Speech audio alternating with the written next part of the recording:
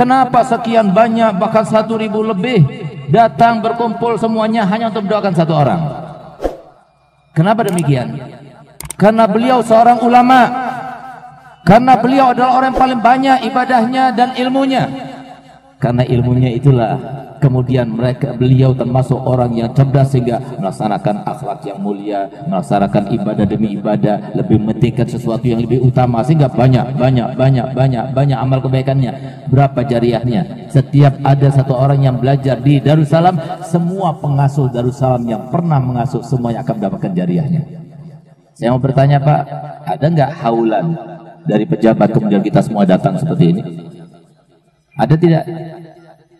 Ada tidak kira-kira haulan daripada orang kaya kemudian kita datang sekian ribu orang?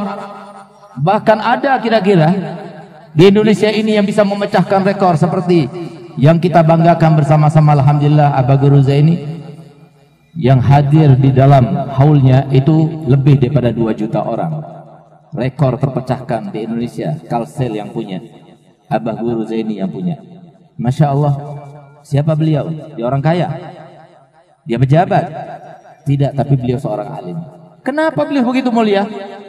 Sampai kita semua datang ingin menilap berkah, ingin mendapatkan keberkahan, ingin supaya kabul hajat, ingin supaya diampunkan dosanya. Kenapa?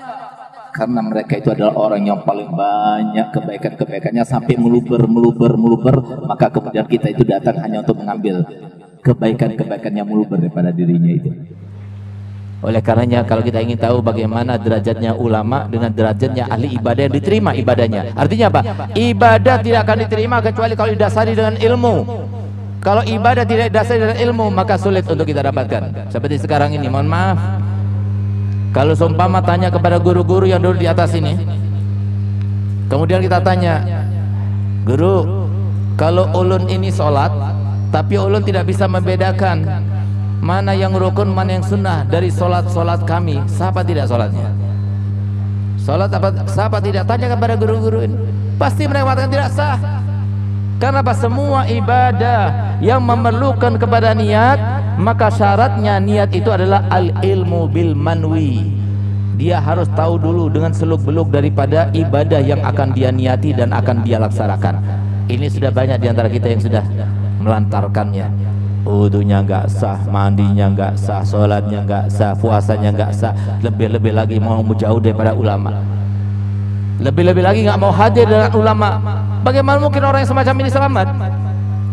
Sementara kita tahu bahwasanya yang menentukan semuanya itu adalah kebaikan apapun yang kita harapkan, kita angan-angankan, kita cita-citakan, semuanya adalah Allah SWT.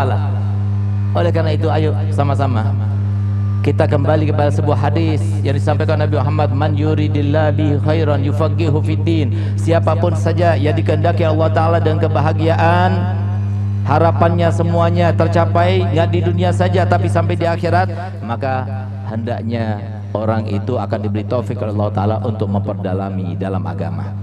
Sekarang kita lihat bagaimana mereka, para ulama meninggal tetap didatangi makamnya. Mereka meninggal tetap dihauli setiap tahunnya. Kenapa? Karena kebaikannya yang sangat lubar. Apakah mereka mendapatkan kemuliaan itu karena wajahnya mereka yang tampan? Tidak. Nasab mereka yang mulia? Tidak. Banyak di antara mereka yang bukan ulama, bukan habaib, tapi ternyata mereka mulia. Kenapa mulia? Karena di dalam diri mereka ada asupan ilmunya Nabi Muhammad SAW.